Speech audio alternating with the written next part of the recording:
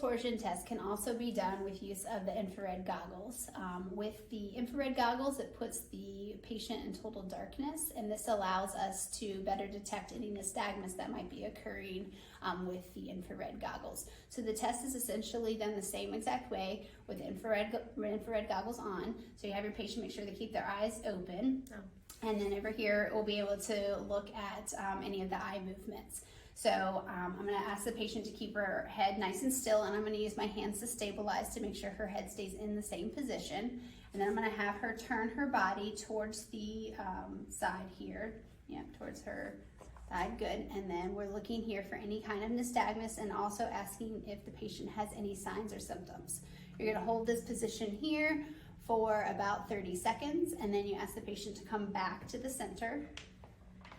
And then in this position as well, I'll check for any kind of nystagmus or any symptoms. Then you ask the patient again for 30 seconds, and then you ask them to turn the other direction. And checking in this position for nystagmus or symptoms, and then coming back to the center.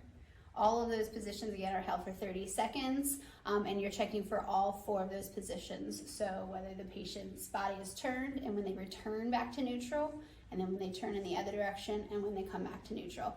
It's important to also note if they have any spontaneous nystagmus, even at rest, because that could influence what you're seeing when they're torsioning their neck.